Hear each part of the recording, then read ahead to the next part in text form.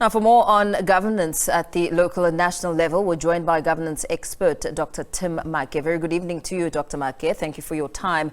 As government departments' failure to spend these budget allocations come under scrutiny in Parliament, perhaps give us some depth on the problem here, the concerns around underspending and the bigger implications.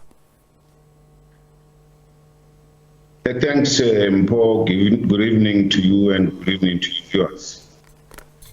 I think the primary thing that we need to start from is that government departments need to begin to take very serious their planning stages. And that's what normally happens during what they call the strategic planning sessions. And I think it's about time, given the fact that now we are in the 7th administration. All government departments need to begin to change how they approach their strategic planning sessions, because most of the government departments, they go through these processes just to tick the boxes, as opposed to making a very thorough analysis of the performance that they have projected for the previous financial years or even for the previous 5 years, and be able to make sure that they start the improvement from the planning point of view. Why I'm saying this is that the plans that are developed by government departments ultimately are the ones that lead to the appropriation bill to be presented to Parliament for approval.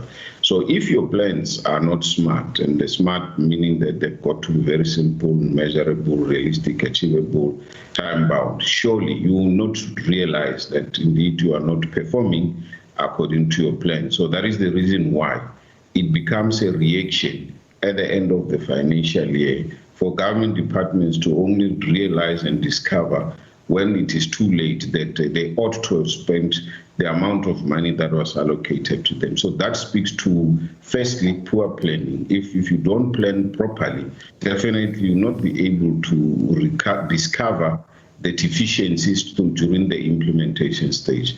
The second part, Mpo, it's more around those plans again, whether are they properly aligned to the reality on the ground. What do I mean? If you are going to put targets, are those targets realistic? Are those targets talking to what is happening within the environment that you need to serve? And in most cases, you'll find that because of the poor planning, even the targets are not aligned to what is maintaining on the ground. And at the end of the day, there is no implementation of the plans that have been identified.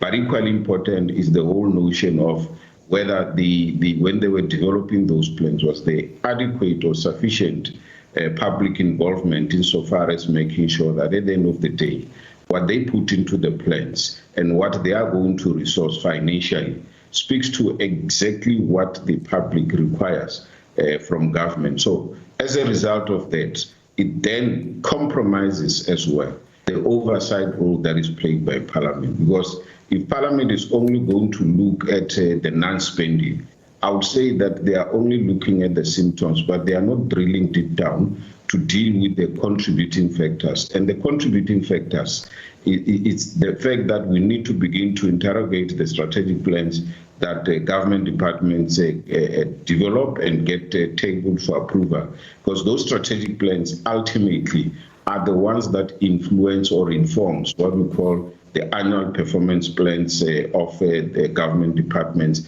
and the annual operational plans of government departments. So if these three documents have not been well thought of, they have not been thought of, at the ultimate end, we're going to put money over something that is not achievable. We're going to put a lot of money on something that we are not ready to implement.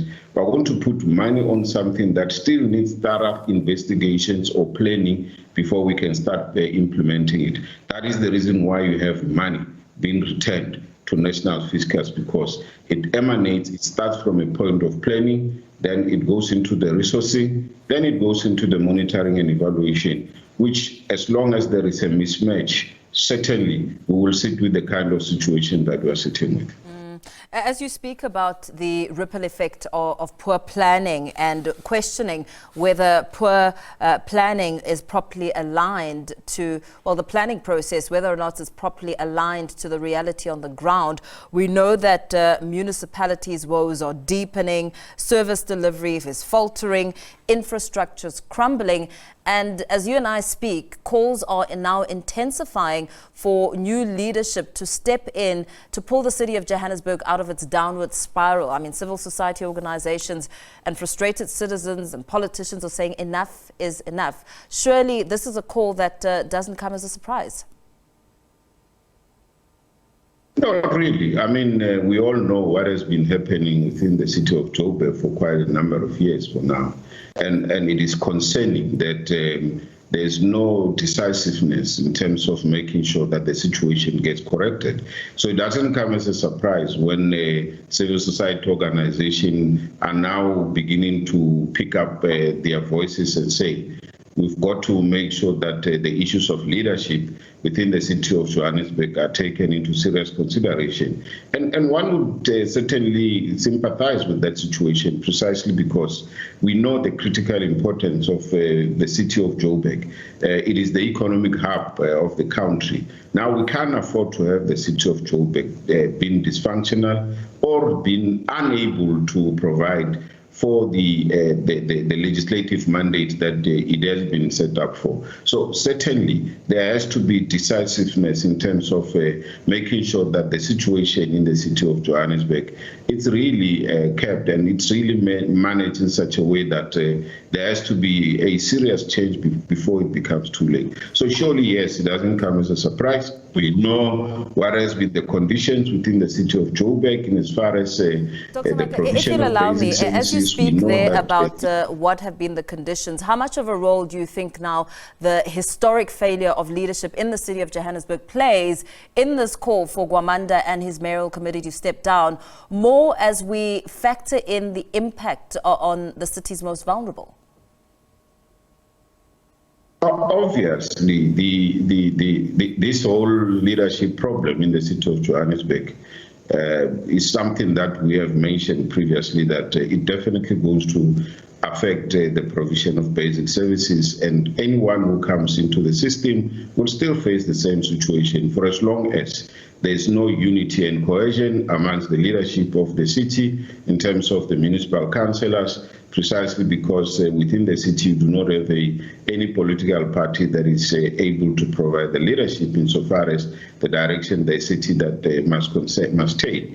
And that leads to instances where there will be dragging of legs, or there will be the council itself will be divided amongst specific programs. And once the council is divided amongst specific programs, the implementation of their budget, the implementation of their IDP will certainly be affected. Even if tomorrow we bring another new mayor, as long as we don't decisively deal with the political maturity at the level of the leadership, so that they need to start appreciating the fact that it is not about their ideological differences, but it's about putting the interests of the communities at heart by making sure that they put their differences aside, but they look at what are the key challenges that are facing the city and what are the possible solutions to make sure that we turn the situation around. So for me, what becomes very key and very central, as long as we do not have a political maturity, obviously there will always be this continued leadership gap within the city, and it will affect basic services provision. Very well.